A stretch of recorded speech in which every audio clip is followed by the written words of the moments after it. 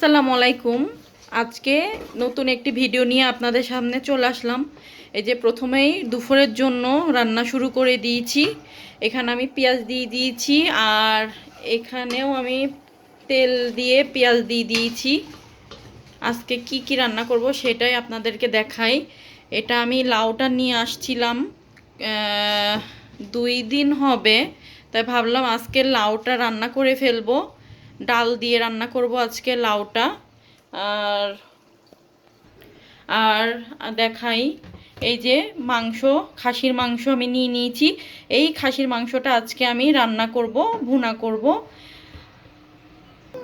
আর দেখাই, এই যে দেশি দোকান থেকে সিম নিয়ে আসা হয়েছিল, তো ভাবলাম সিমগুলা নষ্ট হওয়ার আগে আমি এগুলা করব, ভর্তা বানাবো।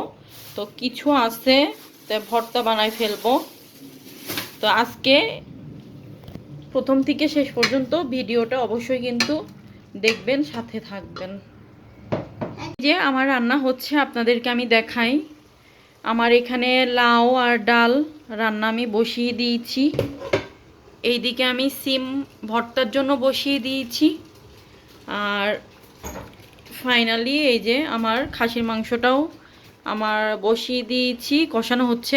আর দেখেন রান্না করতে গিয়ে কত এই যে ধোঁয়া হচ্ছে, এটার কারণ কি, আজকের ওয়েদারটা একদম ভালো না, প্রচুর বাতাস হচ্ছে, বাতাসগুলা জানালা দিয়ে এদিকে আসছে, আর এরকম হচ্ছে আর কি।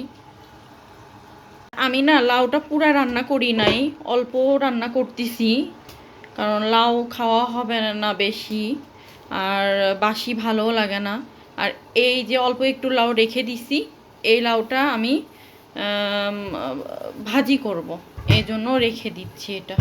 এই যে রান্না করতে করতে আমি এইখানে একটু চাও বানিয়ে ফেলছি, কারণ ভাবলাম একটু চা বানাই, চা খাবো। আর আপনাদেরকে দেখাই, এই যে আমার কিন্তু সিদ্ধ করা হয়ে গিয়েছে সিম, আর অল্প করে সিদ্ধ করেছি, কারণ এক বেলার জন্য অল্প করে সিদ্ধ করলাম, যেন খাওয়া হয়ে যায়। নষ্ট মানে পরে রেখে দিলে না ভর্তা ভালো লাগে না। আর এখানে তো আমার এই যে মাংস রান্না হচ্ছে, আর এটাও কিন্তু হয়ে যাচ্ছে রান্না। এই যে আপনাদেরকে দেখায়, আমার কিন্তু সব কিছু রান্না কমপ্লিট। এখানে খাসির মাংস ভুনা করেছি, সেটাও শেষ হয়ে গিয়েছে। আর আপনারা তো দেখেছিলেন, এটা আমি পরে ভর্তা করব, সিম ভর্তাটা।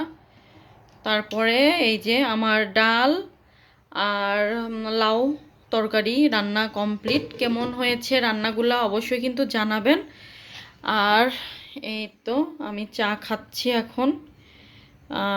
আমার ভিডিওটা কেমন লেগেছে অবশ্যই কিন্তু আপনারা কমেন্টস করে জানাবেন। লাইক, কমেন্ট, শেয়ার করতে ভুলবেন না। চ্যানেলটা সাবস্ক্রাইব করবেন।